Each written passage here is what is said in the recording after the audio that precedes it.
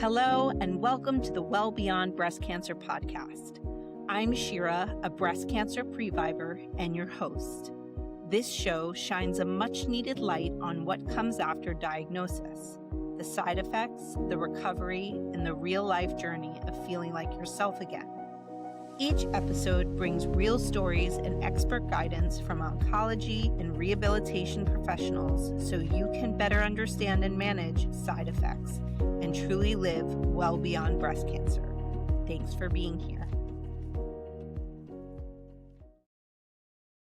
Today, we are kicking off the very first season of the Well Beyond Breast Cancer podcast with the person whose passion and purpose inspired it all. Amanda Grilli is a physical therapist, certified lymphedema therapist, and cancer coach who specializes in breast cancer rehabilitation and lymphedema therapy. She is also the founder of Well Beyond Breast Cancer, a nonprofit organization dedicated to improving the quality of life of the breast cancer community by expanding access to breast cancer rehabilitation. Amanda, welcome. Thank you so much, Shira. I am so excited that our podcast is finally coming to life after months and months and months of planning behind the scenes. We are finally doing it.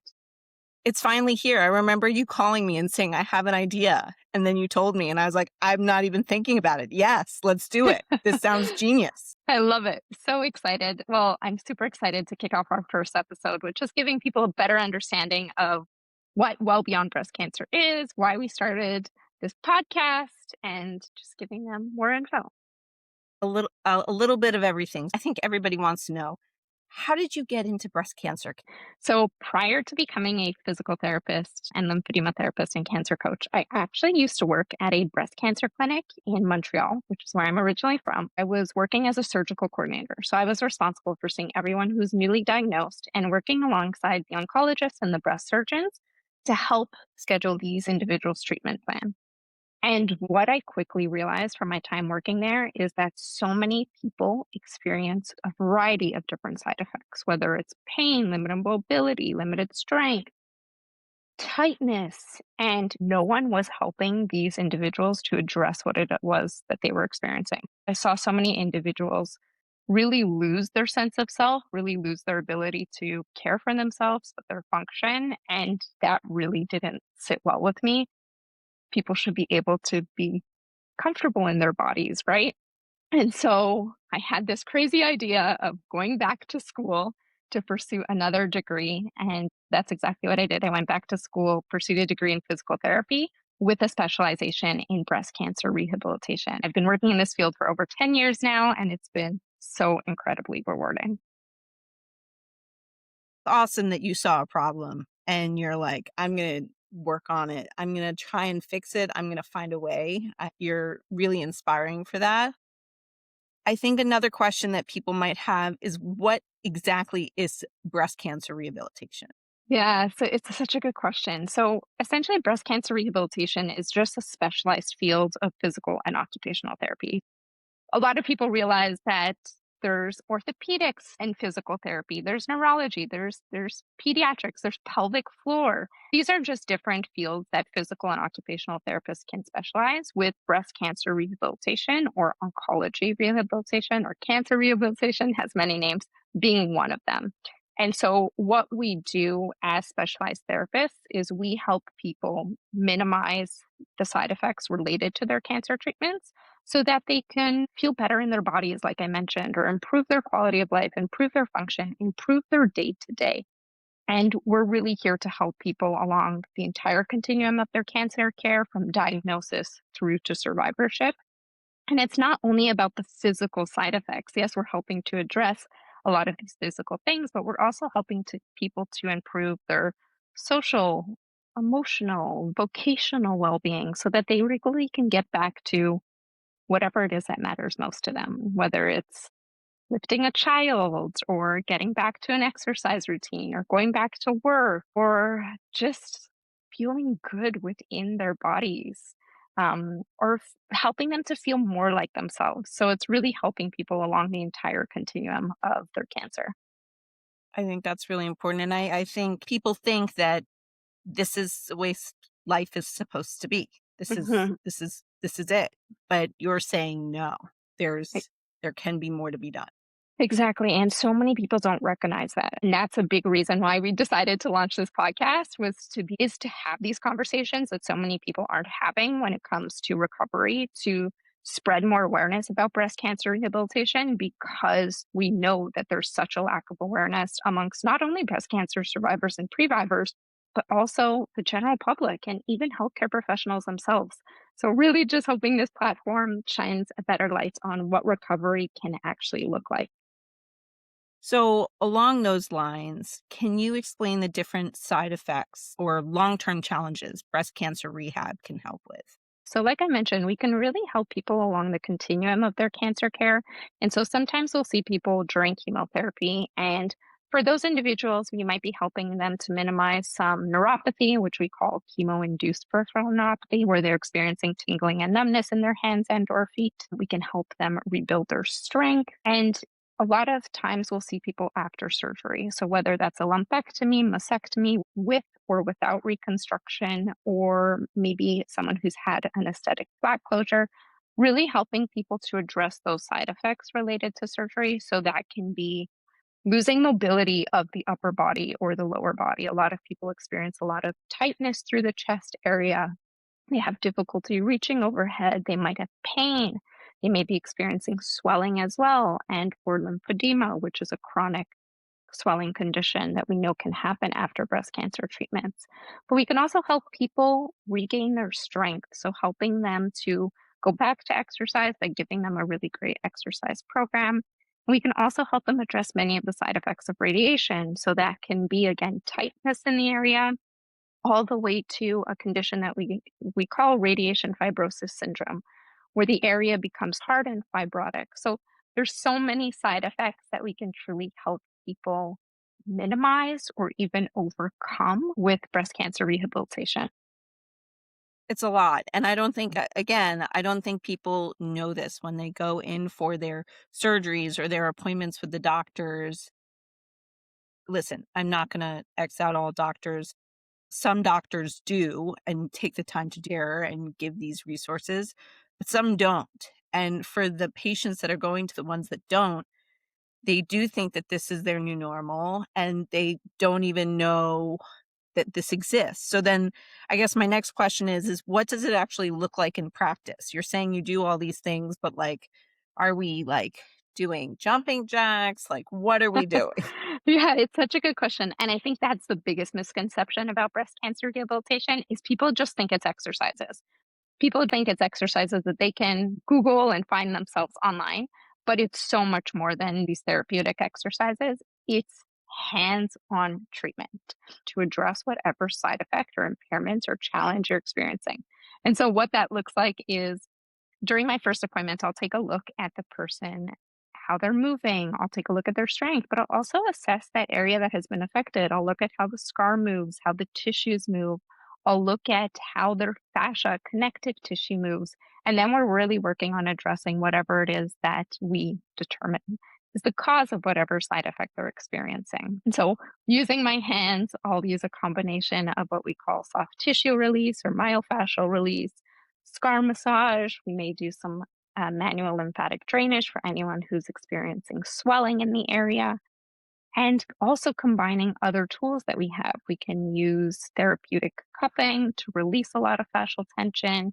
We can also introduce kinesio tape to help really reduce swelling or help a muscle to work more efficiently. And then there's the exercises as well. So these exercises are beautiful adjuncts to all the hands-on work that we're doing together in therapy. And this is the way that people are able to continue their self-care at home to really, again, help to improve their mobility, their strength, their function, or whatever else we're working on. So it is very hands-on, specific to that person. There are so many levels. I personally can speak from experience because I came to you after my double mastectomy with an immediate deep. And so I had multiple scars going on, multiple, and my doctor, lovely doctor, but I remember saying, "Should I go to physical therapy? Is that something that we do?" And she's like, "You can." And I was like, "I'm gonna." And that's how you and I met. I'd be on your table weekly And it really did make a difference. Really, even so, like, you couldn't believe the difference of how my body had changed. And I really think people don't realize how hands-on it is. There's other stuff to it, but the hands-on element is so important, and people just don't know that that's an option, Yeah, which I'm gonna exactly. I'm gonna keep on reminding everyone that's listening. Yeah, They and they and they just need to know. exactly, and that's the other component to it also, right? Is there's this education component where we're providing people with a better understanding of what's going on in their bodies. Because as you mentioned, you go through these treatments and then you're kind of left on your own experiencing different side effects. You don't know what is normal. You think this is your new normal. And so these specialized therapists are there to identify what's going on in your body, provide you with the education of, okay, this is what you're experiencing. These are the things that we can do to minimize a lot of what you're experiencing. But also provide reassurance and guidance on, okay, yes, Shira, this is totally normal, but we can get better and we can improve your mobility or we can improve your strength or we can help you get back to kickboxing or whatever it is that you love. I think that education piece is so, so important as well. So, we're talking about how important it is, but why do you think that breast cancer rehabilitation isn't part of everyone's care? Yeah, that's a loaded question. It is a loaded question. So, breast cancer rehabilitation is not a new field of physical therapy. It's been around for ages. And despite breast cancer rehabilitation being recognized as a core component of breast cancer care by organizations like ASCO and the NCCN, it's still not routinely built into every patient's treatment plan. And as you can imagine, that's especially frustrating as a specialized therapist. But it's even more frustrating because we have tons of research that shows that this care is not only safe, but effective for improving someone's mobility, strength, fatigue, function, quality of life, and all the other treatment related side effects I mentioned. So we know that this is something that could not only help people thrive, but like I mentioned before, get back to the moments that matter most. The problem is, too often, people don't even know this specialized care exists. There's a huge lack of awareness, as I previously mentioned. They don't know that there's specialized physical and occupational therapists out there. And the other issue is that a lot of healthcare providers aren't fully aware of the impact that we can have with their patients, or they're not fully aware of when they should be referring their patients. Should they be referring their patients proactively, or should they wait until their patients voice a concern that they're experiencing X, Y, and Z? But there's also so many other barriers, such as there's a huge lack of specialized therapists. We're not many to begin with. It's such a niche field of physical and occupational therapy. There's also problems with insurance coverage, like you personally know. There's the cost of it as well, right? And so there's so many barriers that are really preventing people from getting this specialized care. And that's why it's just not a standard part of everyone's care. So, being that it's not a part of everyone's care, how does someone advocate for themselves if rehab is never offered to them? Yeah, so What I do they think do? the first thing that people should do if rehab was never offered is just speak to your care team directly. And that can be someone different depending on where you are in your continuum of treatments. But speak to your oncologist, your breast surgeon, your nurse navigator, your social worker, maybe your primary care physician if you're done treatments and your years into survivorship. Speak to them and say, hey, I'm experiencing X, Y, and Z. Be very specific what the side effects are and say, I would like a referral to see a physical or occupational therapist specialized in breast cancer rehabilitation. Can you provide me with one? I think it's so important that people just simply advocate for the care that they need and deserve and to not be scared to advocate. I know sometimes a lot of people are scared. I hear that all the time from my own patients. And I'm sure you experience that as well in your care. 100%. You have to ask the questions. You have to be the student in the class that's always got their hand up asking questions.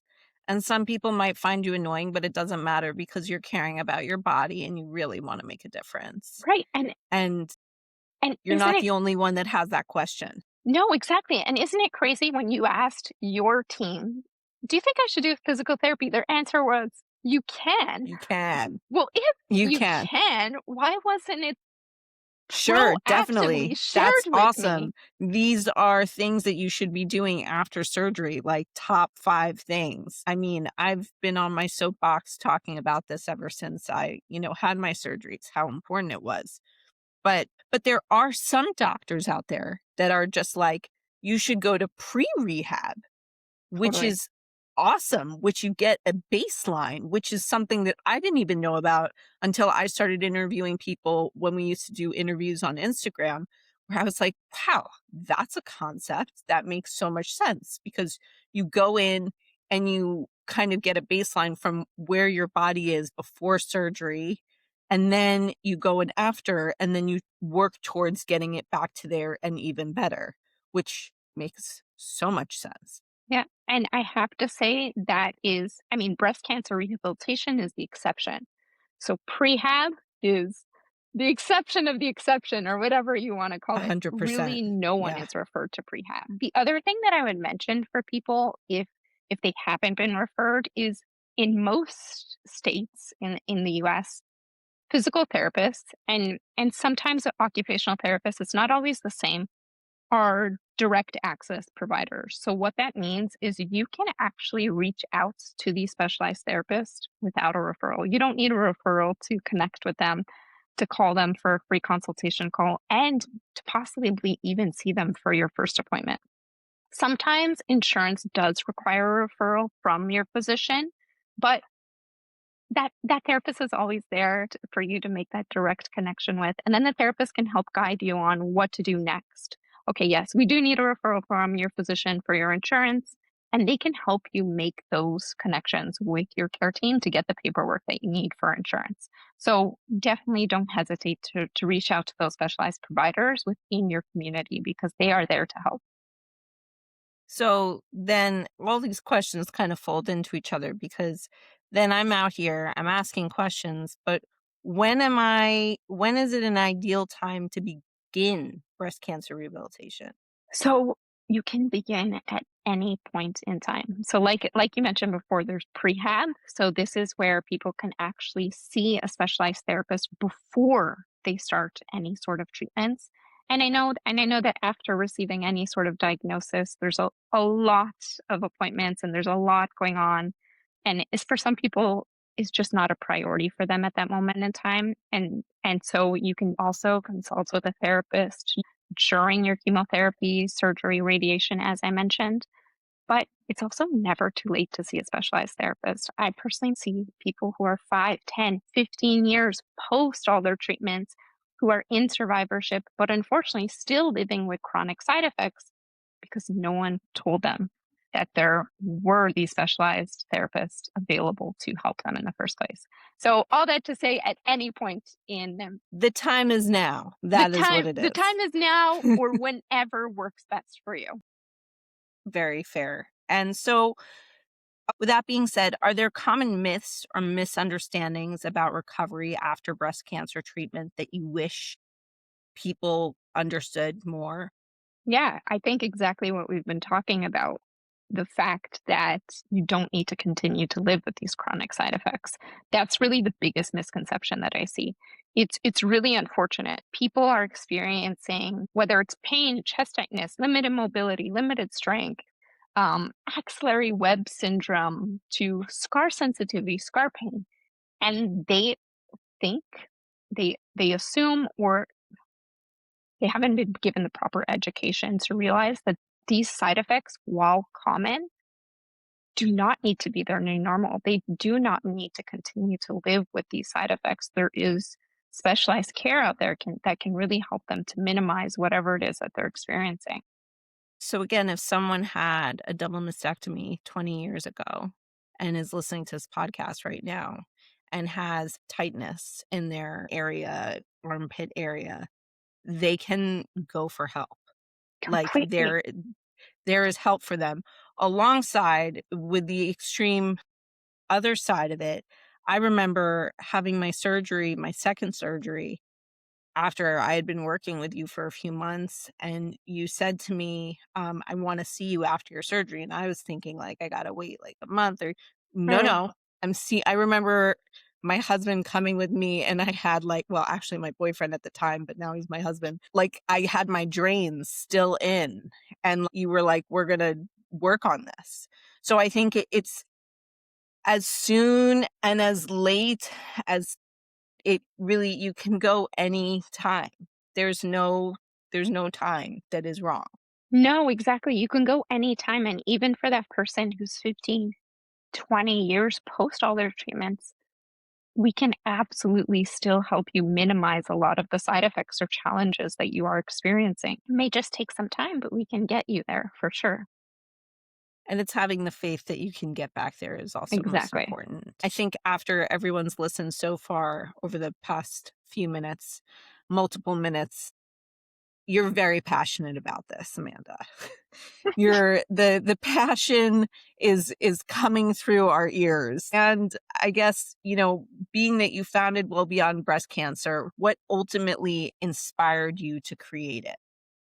Well Beyond Breast Cancer, the nonprofit, you're asking.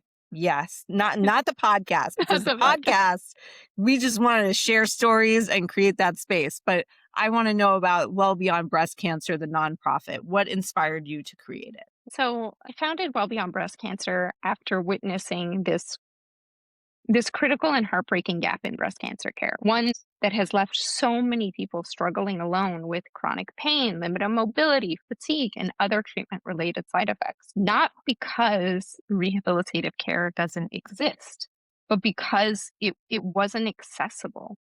What I realized quickly in starting to work in this field is most people cannot see a therapist like myself. And there's so many barriers that people experience when it comes to accessing a specialized therapist. So I started digging deeper and I really wanted to understand, was this something that only my community was experiencing? And at that time, I was living in New York City. And so I was wondering, okay, maybe this is just a big city issue. Cost of living is so high. So I started speaking to specialized therapists nationwide. I also started doing so much digging into research. There's tons of research in the field of breast cancer rehabilitation. It's not a new field. There's tons of research that shows that there are barriers to people accessing this care. And in my discovery, I found a crazy statistic that really stuck with me that only 2 to 9% of breast cancer survivors ever receive rehabilitative care. 2 to 9. 2 That's to 9. wow. Okay. Wow. That's a number that sticks with you. And so, why is that? And what I realized in research and with speaking to other therapists is people are experiencing so many barriers. People are held back by lack of insurance coverage.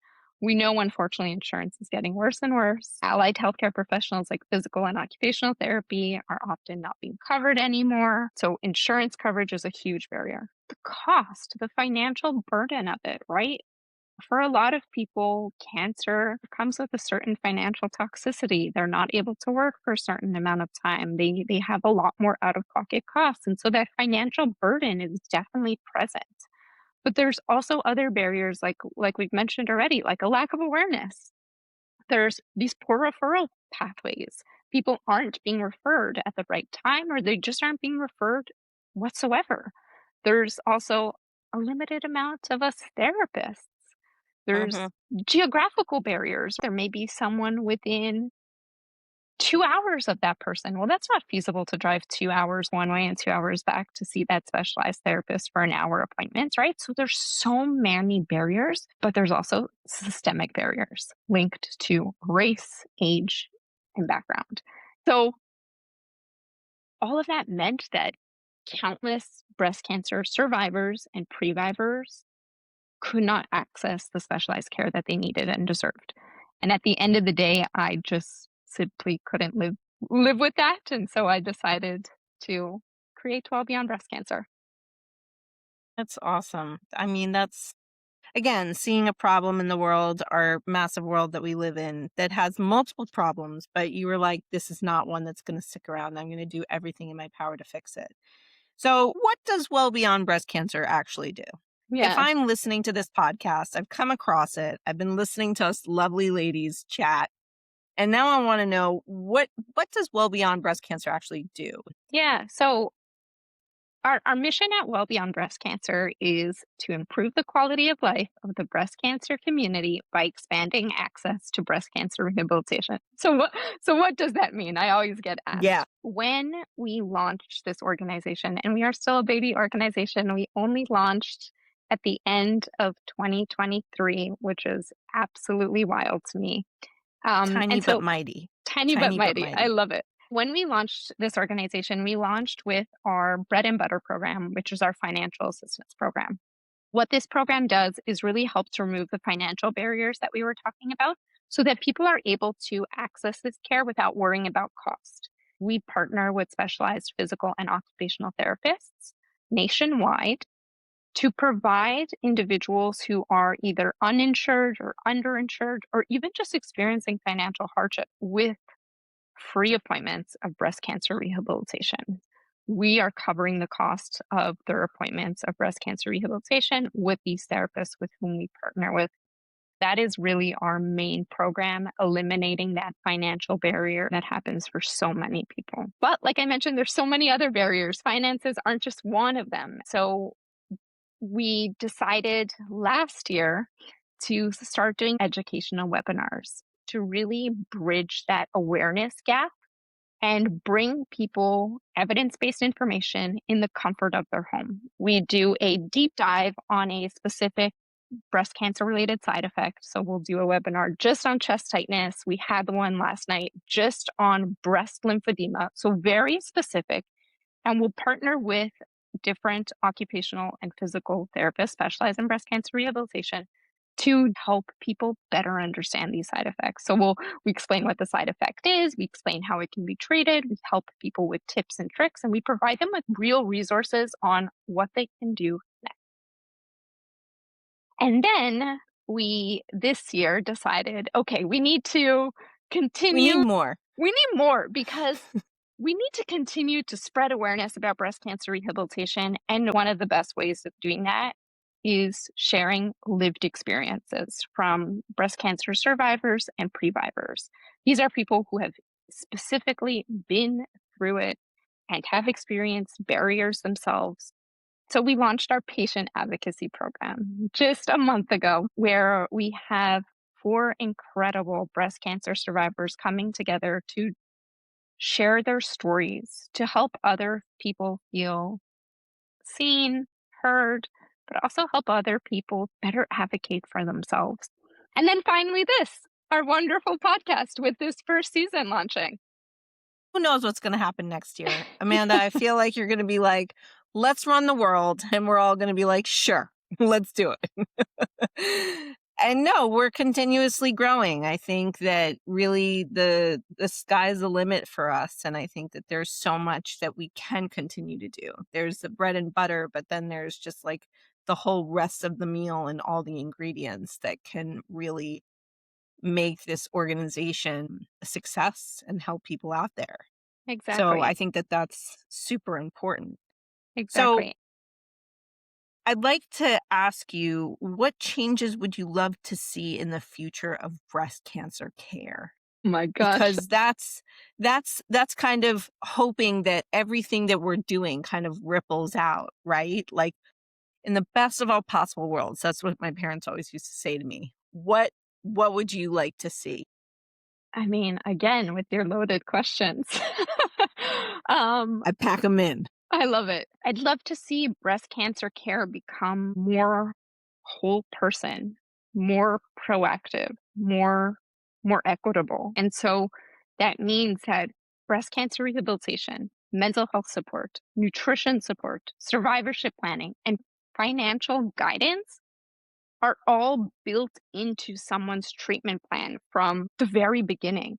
And they're not treated as extras that people need to find on their own. But again, really, when it comes to breast cancer rehabilitation, I'd really love to see it integrated truly as a standard of care for every person with clear referrals clear pathways to finding therapists so that no one falls through the cracks, so that no one has to fight to access the care that they need because they're experiencing pain, fatigue, and all of these other challenges that are negatively affecting their quality of life. Everyone deserves more, right? Everyone deserves to feel like themselves Always again. And I 100%. really do hope that breast cancer care becomes more whole person.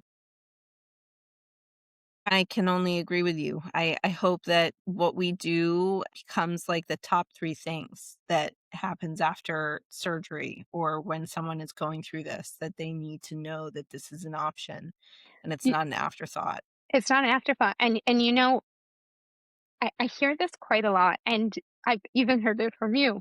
But people have knee surgery and they're just automatically referred to physical therapy, right? They have a hip Always. replacement, Yeah. they're automatically referred. Why should this Yep. be any different? People are Shouldn't. undergoing treatments that are negatively affecting their function and independence. And why is this any different? Why aren't people automatically referred? I don't know, and it doesn't make sense to me, but hopefully Well Beyond Breast Cancer can change that and we can make some noise that will be heard around the world. So now I have two questions that kind of refer to the listeners. So you're listening to this podcast now and maybe you're struggling after treatment and you're not feeling like yourself. What would you like them to hear, Amanda?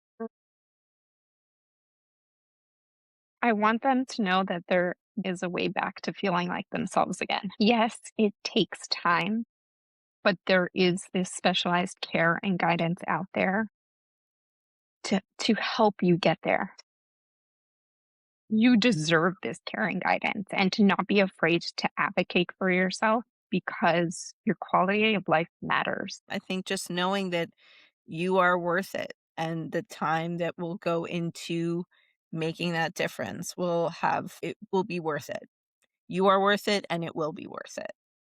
And it may not happen overnight, but that's okay because change takes time. Yeah, healing takes time. Yeah. So and then my next question is if someone's listening and wants to help, what's the first step they should take? If someone wants help, If someone wants help, yes. definitely don't hesitate to reach out to us at Well Beyond Breast Cancer. You can either send us an email or a DM. We are always here to help bridge gaps. So definitely do not hesitate to reach out. I am always super happy to just provide more information about what breast cancer rehabilitation can look like, if it may be right for you. I'm also really happy to help connect you with specialized therapists within your community. I do this all the time. I know it's hard to sometimes find a specialized therapist. So I am super happy to do that research for you and then help make those connections. But if you have more specific questions, definitely don't hesitate to reach out to us. Don't hesitate to reach out to your care team as well. I think it, like we keep mentioning, it's so important to advocate for yourself and ask those questions. She really is there. I know this for fact because there have been times when I talk to previvors or survivors and I'm like, hold on a second, let me contact Amanda. And I put her on the case. She's like, I'm on the case. And she gets on it and she does everything she can in her power to get you the information you need. Amanda really is passionate about this and doesn't want people kind of left out. She's going to try her hardest. So everything that she's saying by reaching out to us and DMing us or emailing us, she will be there and she will listen and she will do her very best. That's true. So to wrap it up, I'm going to ask you this question, Amanda. What does living well beyond breast cancer mean to you personally? I think it means being able to get back to the moments that matter most to you. Like I keep saying, I think whatever that means for that individual person, whether that's going back to a specific exercise they love or being able to go back to work or being able to play with their kids and not have pain or simply just being able to reach overhead and not feeling discomfort in the area. I think that living well beyond breast cancer is just that, being able to get back to feeling like yourself and the moments that matter most.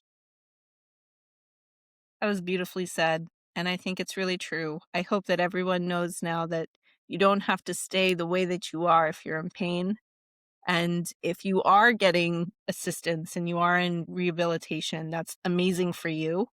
And that hopefully listening to this, it inspires you to share it with someone else that is maybe going through it or not going through it or thinking about it.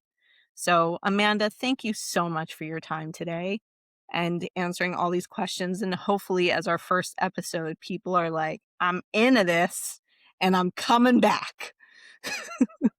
Could only hope. I could only hope. I am super excited for all of the episodes that you have coming up. Such amazing speakers lined up, sharing different perspectives from, like we said, oncologists, breast surgeons, and survivors, previvors, just helping to give people a better understanding of what recovery can look like, but what are the available resources out there to really support you in your healing. So I'm so excited. Our podcast is finally coming to life. So yeah, thank you so much for having me. All right. Well, we'll see you next time, everybody. Thank you for joining us on the Well Beyond Breast Cancer podcast. If today's conversation moved you, please subscribe and share it with someone who may find it useful. We'll be back next month. Until then, keep advocating for the care you need. Your quality of life matters.